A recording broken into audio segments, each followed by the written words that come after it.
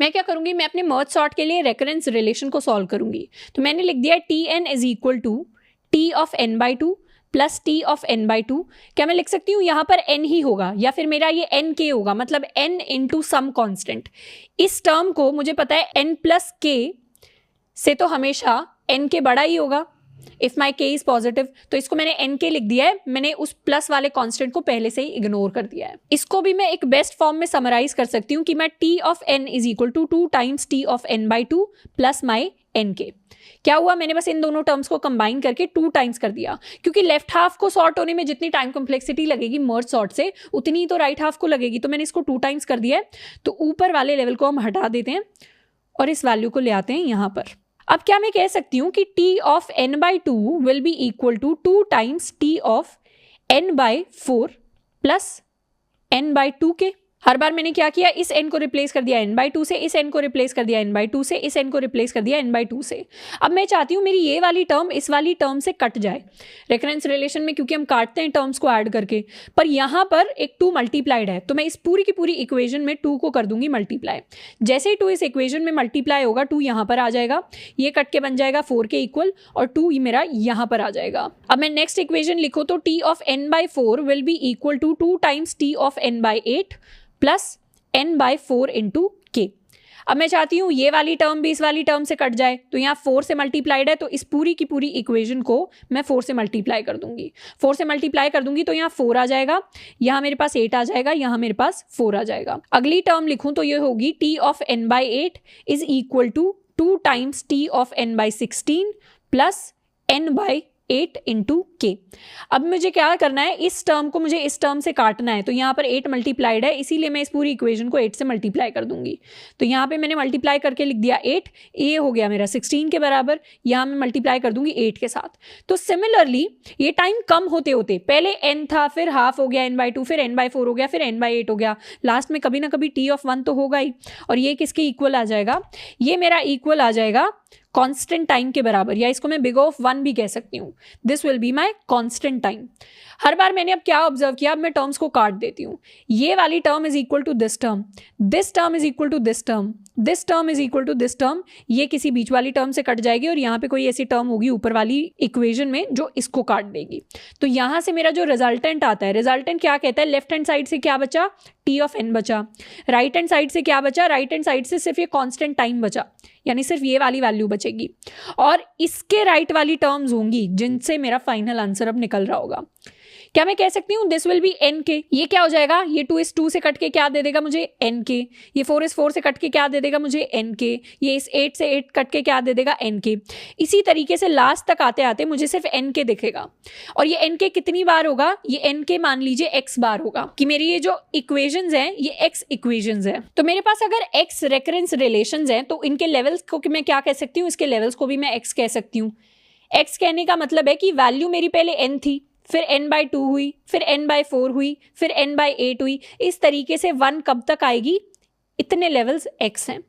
ये वैल्यू मुझे पता है, this will B log n। log n क्यों, क्योंकि ये चीज़ हम बाइनरी सर्च में ऑलरेडी कर चुके हैं और ये इंट्यूटिवली अभी तक हमें हिट कर जानी चाहिए थी, नहीं हिट की तो मैं फिर भी बता देती हूँ। इसको मैं लिख देती हूँ n by 2 to the power 0, इसको मैं लिख देती हूँ n by 2 to the power 1, इसको मैं लिख देती हूँ n by 2 to the power 2, इसको मैं लिख देती हूँ n by 2 to the power 3। Similarly this will be n by 2 to the power x, क्योंकि ये x लेवल्स है। तो क्या मैं कह सकती हूँ कि मेरे n को अगर मैं 2 टू द पावर x से डिवाइड करूंगी तो उसकी वैल्यू 1 हो जाएगी, तो मेरे n की value 2 to the power x के बराबर हो जाएगी। अब अगर दोनों साइड log ले लूं तो log base 2 n will be my x, तो x की वैल्यू क्या होगी, x की वैल्यू हो गई log n के बराबर। ये हमने बाइनरी सर्च के अंदर भी किया था, ये हमने अभी मर्ज सॉर्ट के अंदर भी कर लिया।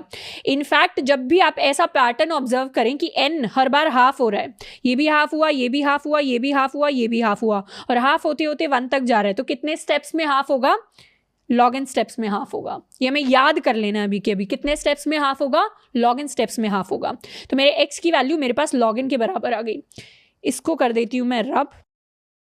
तो क्या मैं कह सकती हूँ यहां पर मेरा n के कितनी बार आएगा, मेरा n के x टाइम्स आएगा, यानी log n टाइम्स आएगा। तो मैं इसको कह सकती हूँ plus log n multiplied by n के, क्योंकि यहाँ से तो सिर्फ tn आया था, यहाँ से सिर्फ कांस्टेंट टाइम बचा था, बाकी सारे टर्म्स कट गए थे, और यहाँ से हर टर्म में से सिर्फ n के निकल रहा था। कितनी बार निकला? x टाइम्स निकला, जितने लेवल्स है, तो मैंने कर दिया log n multiplied by n के। अब इसको भी सिंप्लीफाई कर लेते हैं using the rules of big O. Big O के रूल्स क्या कहते हैं? ये मेरी जो tn है, this is my time complexity. Time complexity क्या हो जाएगी? बिग ओ का पहला रूल कहता है कॉन्स्टेंट्स को इग्नोर करो। कॉन्स्टेंट्स को इग्नोर करा तो मेरा ये भी इग्नोर हो गया, मेरा k भी इग्नोर हो गया। अब बिग ओ का रूल क्या कहता है कि मेजॉरिटी टर्म को रख लो। मेजॉरिटी टर्म क्या है? log n multiplied by n। तो क्या मैं कह सकती हूँ मेरी जो टाइम कॉम्प्लेक्सिटी आएगी that will be n multiplied bye log n। log n को मैंने n log n लिख दिया, इट्स द सेम थिंग। तो मेरी जो टाइम कॉम्प्लेक्सिटी होती है मर्ज सॉर्ट की, वो इसी रीजन की वजह से n log n आती है, क्योंकि हर बार मेरी जो कॉल्स हैं वो log n टाइम कॉल्स लगेंगी, और हर एक सिंगल कॉल में कितना काम होगा? n काम होगा। इसको मैं ऐसे भी विजुअलाइज कर सकती हूँ। ये तो मैंने रेकरेंस रिलेशन से निकाला। अगर मुझे दूसरे तरीके से निकालना होता तो क्या मैं कह सकती थी कि अगर मेरे n की वैल्यू 5 है तो मेरा रिकर्जन कैसा दिखता? सबसे पहले मेरी जो कॉल जाती वो 5 के लिए जाती, उसके बाद दूसरी जो कॉल जाती वो f(2) के लिए चली जाती, ये मेरी f(2) के लिए चली जाती। उसके बाद जो कॉल जाती this will B for f(1), this will B for f(1), ये भी f(1) के लिए, ये भी f(1) के लिए। तो इस तरीके से रिकर्जन ट्री बनता। इस रिकर्जन ट्री में हर बार आप देखेंगे वैल्यू मेरी हाफ हो रही है। This is n/2, this is n/2, this is n/4, this is n/4। तो ये भी तो log n लेवल्स तक जाएगा जो हमने अभी सीखा है। इसको मैं जनरल ट्री भी बना देती हूँ। जनरल रिकर्जन ट्री कैसा दिखेगा? मेरे f(n) कॉल लगाएगा f(n/2) के लिए, ये कॉल लगाएगा f(n/2) के लिए, ये मेरा कॉल लगाएगा f(n/4) के लिए, ये मेरा कॉल लगाएगा f(n/4) के लिए, ये भी कॉल लगाएगा f(n/4) के लिए, ये भी कॉल लगाएगा f(n/4) के लिए। सेम वे में ये भी मेरा कॉल लगाएगा f(n/8) के लिए। और ये कॉल्स कब तक जाएंगी नीचे नीचे? ये तब तक जाएंगी जब तक मैं f(1) तक नहीं पहुंच जाती। तो डेप्थ कितनी हुई? डेप्थ हुई जब तक मैं n से लेकर 1 तक नहीं पहुंच जाती। तो n से लेकर हर बार मैं 2 से डिवाइड कर रही हूँ, 1 तक कब तक पहुंचूंगी? कितने लेवल्स लगेंगे मुझे? log n लेवल्स लगेंगे मुझे। तो क्या मैं कह सकती हूँ कि मैंने क्या काम किया था कि मेरे रिकर्जन की टाइम कॉम्प्लेक्सिटी होती है वर्क डन। वर्क डन क्या होता है? जितने हमें लेवल्स लगे या जितने हमने कॉल्स लगाए, this is my total number of calls या total depth of my recursion tree. मैंने कितने लेवल तक गई? मैं गई log n लेवल तक। और मैंने हर एक सिंगल लेवल में कितना काम किया? एक लेवल में मैं n के बराबर काम करती हूँ। वो n के बराबर काम कहाँ से आता है? मेरे मर्ज फंक्शन से। तो क्या मैं कह सकती हूँ यहाँ से भी मेरी जो मर्ज सॉर्ट की टाइम कॉम्प्लेक्सिटी है that turns out to be log n into n। तो n log n worst case में टाइम कॉम्प्लेक्सिटी होती है, बेस्ट केस में भी यही होती है। मतलब मर्ज सॉर्ट की एक ही टाइम कॉम्प्लेक्सिटी इंपॉर्टेंट है, which is n log n। और स्पेस कॉम्प्लेक्सिटी की अगर मैं बात करूँ तो स्पेस कॉम्प्लेक्सिटी में मैं एक ही ऑक्सिलरी एरे यूज करती हूँ। कहाँ पर यूज करती हूँ? अपने मर्ज फंक्शन के अंदर। मर्ज फंक्शन के अंदर ही वो चीज यूज होती है, प्लस उसके अलावा कुछ कांस्टेंट स्पेस हो सकती है जो हमारी यूज होती है वेरिएबल्स में। तो इसमें मुझे कितना टाइम लगा? इसमें मुझे टाइम लगा बिग ऑफ n के बराबर।